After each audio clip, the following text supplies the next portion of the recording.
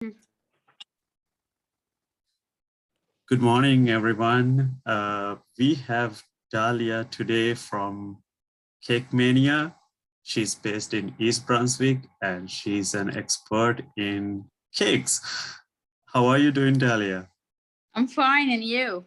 I'm doing well. Thank you very much for coming early in the morning to interview with the Middlesex Review. And it's a pleasure to have you. Thank you. Thanks. So Dalia, to get started with the first question I always love to ask from a business owner, how did you get started with this business and which year did you start this actually? Okay, I started 6 years ago. And it was like my dream since being a child to have a bakery. So a bakery business mainly. When I came from what made me start is that when I came from overseas, I found the desserts here are different. It's too sweet, and the taste was really different than where I came from. So I decided I'm gonna introduce my taste to everyone, and make everything from scratch and see how it goes. So people love my cakes and my desserts, and it was always the same comment that it's not too sweet. So I believe I succeeded in that, because you don't really need to put so much sugar to make something taste sweet. You don't need that, and it's not even healthy. So and the fact that you make everything from scratch, you're able to choose a lot of ingredients. So you choose the healthy one as much as you can. And I based my baking on not using special ingredients that are very unhealthy to people, as shortening, as high fructose corn syrup. These things are really harmful for the body. I don't use them in my baking, and actually sometimes people come with allergies of high fructose corn syrup. So it's really good to choose ingredients as much as possible. Wonderful. I'm a true believer in the science that you believe in too. Using healthy ingredients is the way to go. I think everybody would prefer a dessert. Of course, the dessert is known to be sweet, but not super sweet is always good, because then majority of the people can enjoy it, because there are many people who have conditions like diabetes, heart conditions, right? And many people, they shy away from desserts because they say, okay, this is not healthy. So I think you're creating a nice room for the people with that kind of complications to also enjoy a dessert. So that's wonderful to hear. Yes, I do have some diabetic clients, and I make keto cakes or cakes that's with no sugar. And they like it. One of my reviews is for a diabetic person. She said she ate the cake, the following day her blood sugar was the same. Wow. And she ate 2 pieces of cake, so it really works. That is awesome. That is nice to hear. So you covered a lot of questions of my list today. I wanted to know what drove you to do this, and your passion. You explained all that really well with your first answer, and I'm sure whoever is viewing this will be so impressed with what you're doing, because you're a unique business. You have a unique business model in terms of desserts and bakery products. So Dalia, do you only focus on cakes and mainly cakes, or you said you're focusing on other treats as well, right? It's mainly cakes, but I do have very large variety of desserts. I make cookies, I make Oriental pastries and Oriental desserts, Oriental cookies somehow. The store where I rent my kitchen, or I rent a part of the kitchen to bake and sell my products, is a Mediterranean store. Right. So it helps me sell some Mediterranean desserts there. Right. That's nice, because then you have a variety rather than sticking into one form. So what geographic locations are you serving currently? I serve mainly East Brunswick, Marlborough, Old Bridge, Spotswood, Monroe, the areas that's around the store, as the store is in Route 18, so it's accessible to a lot of people. But can somebody from a different county also place an order with you, and do you deliver these orders? Sometimes I have a third party that deliver, but like on special times, and depends on the location. But like I have few customers that maybe like come once or twice a year. They come from the very south of New Jersey, or they come like from Bayonne. Mhm. So they don't come so often, of course, because of the commute. But I do have people who come from far. Is that going to be one of your goals, to expand this to a delivery state where you will be delivering cakes all around New Jersey one day? I hope that works one day. Yeah. Yes, that would be a great thing. And I would like to order a cake from you as well. So I would love to. I make vegan cakes actually. Oh, nice. Wonderful. And delicious Wonderful. ones. Right. I should stop by your store sometime. So, Dalia, how many employees do you have currently in your business? Just me and then my assistant for now. Oh, okay. All right. That's right. And are you the sole owner for your business, or do you have business partners with you? No, it's just me. Oh, okay. And you said you had a passion on making cakes and desserts. When did you start developing this passion? Were you doing this from your childhood with your parents, or were you like uniquely developed this? Well, my mom had the hobby of baking, and she was a great baker. And I was the one who tastes her desserts and tell her like, this is good, this is bad. So I think it's like I was inspired by her. Right. It was not her job though, and it's not my main career. But when I came here, I made it my career. As I mentioned before, it really started when I came here, and like people would come to my house and I make them desserts. Then right. Everyone was telling me, why don't you start business? Right. For the difference of the taste. That is a very common scenario that when we interviewed other businesses also, we hear their passions and their skills become their, their business later on. So that's wonderful to hear you develop your skills to put into a business format. So yeah. Kudos to that. So Dalia, what was the toughest challenges you had when you were launching your business? Competitors, definitely. You're surrounded by a lot of competition. It's not, honestly, it's really not easy. You right. have competitors, bakers who bake from home. And when I started, it wasn't legal to bake himself from home in New Jersey. Now it is legal with some restrictions, I believe. So you're competitive. I pay rent. Okay, so right. My prices right.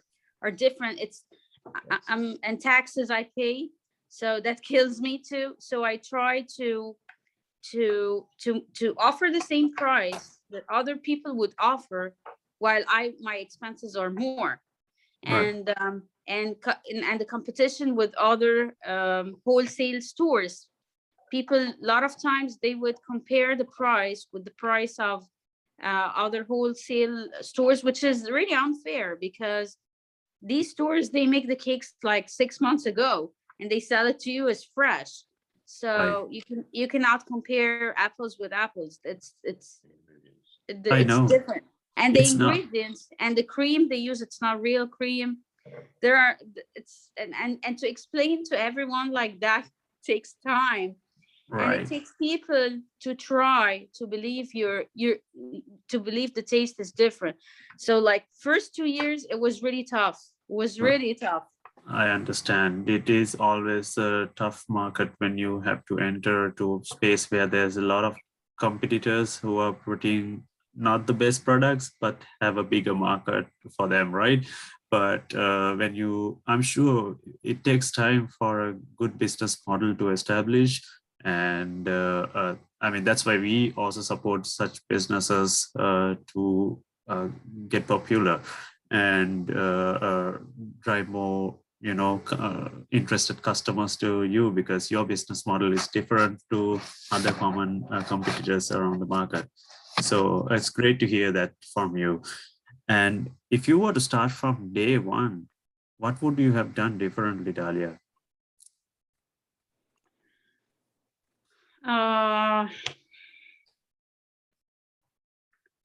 Didn't think about that, but maybe I would have advertised more. Right. Like I had, my Instagram is, I believe, 2 years old. I should have started this the time I started my Facebook page. Right. Instagram really works good. I'm still planning on doing on advertising at Pinterest, Right. and maybe Google Business as well. It takes time, to Right. do all this. Right. And especially when you have to do it all by yourself, that must be the toughest challenge, right? Yes. Right. Absolutely. So, did you have any impact from COVID-19 for your business, and what type of impact? Okay. Yes. Well, I worked during COVID. I did not like stay at home. I just stayed for 2 weeks. Wonderful. When it was at the beginning and the kids were at school, but then me and my husband were working anyway.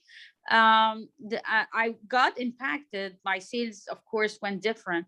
People, instead of buying big cakes, they started to buy really small cakes, and the small cakes, they cost me a lot to make it for you, and still I have to sell it in a reasonable price. Right. Right.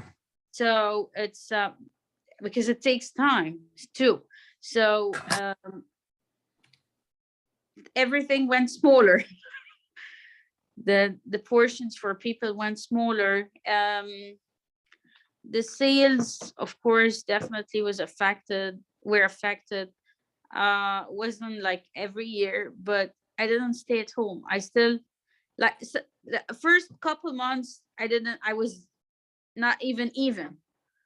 But after that, it was a little bit better. Yes, we feel for you. I mean, it's including you. There were multiple thousands of businesses that got affected, where they were go-to businesses mostly, right? But thankfully, I think with the things coming back into a new normal, I'm sure things are picking up for you as well. Yes. Absolutely great.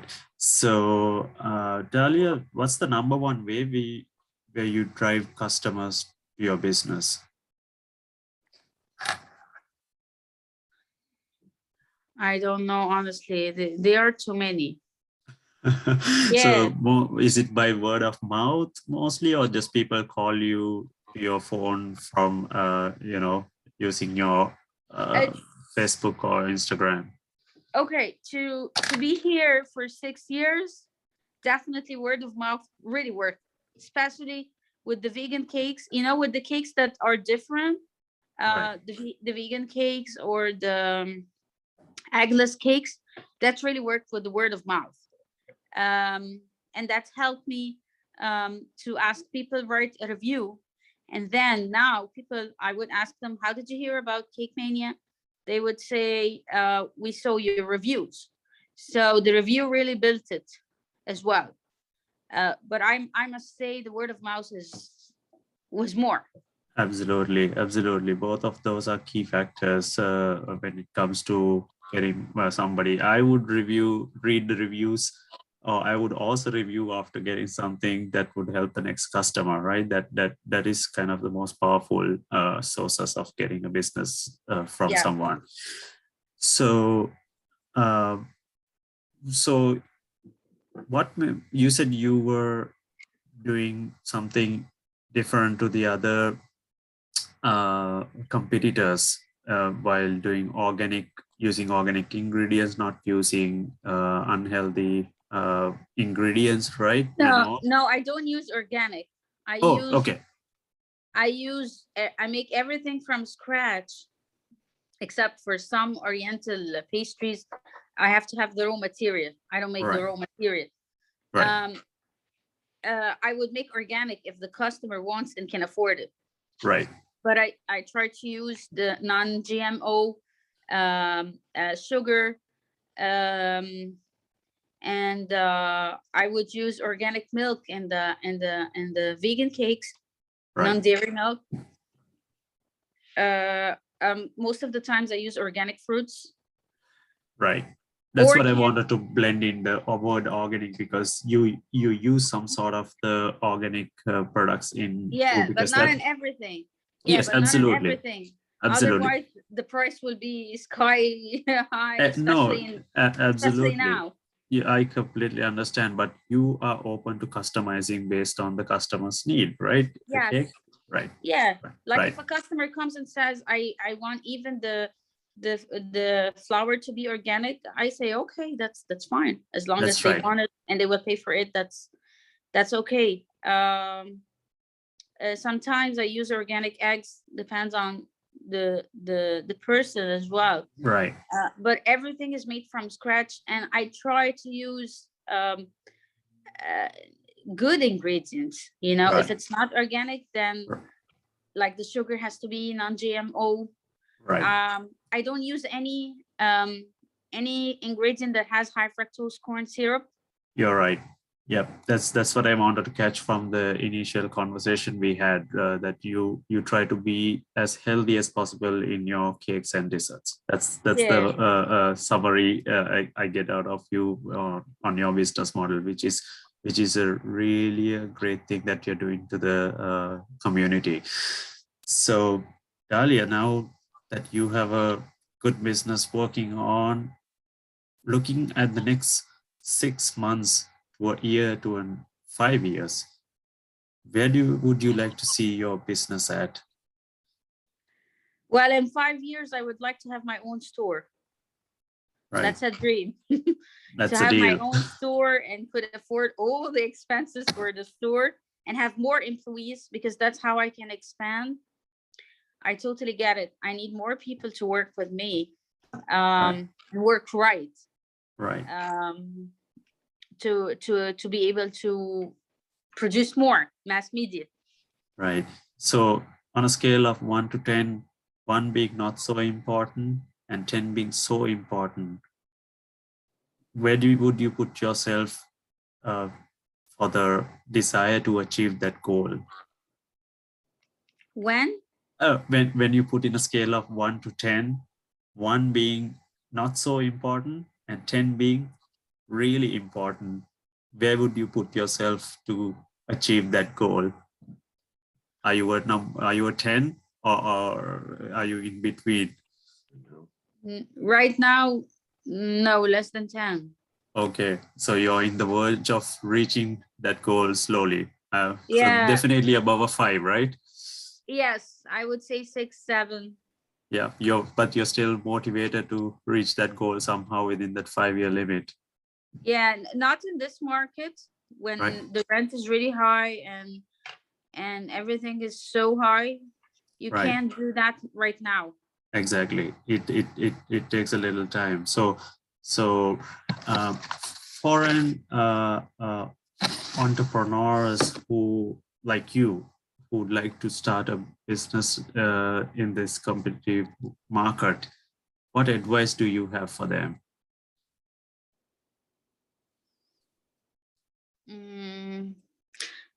To produce something different. There are a lot of people, especially Middlesex, lot of bakers. hundreds. Right. Okay, so you have to introduce to people something different.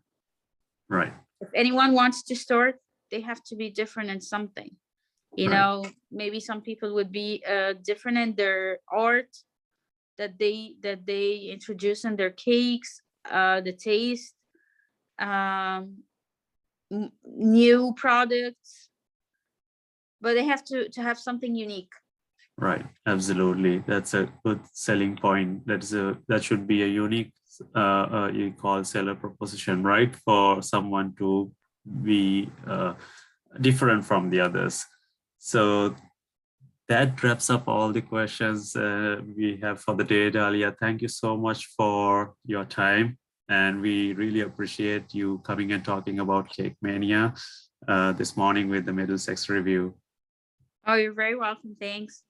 All right. Thank you.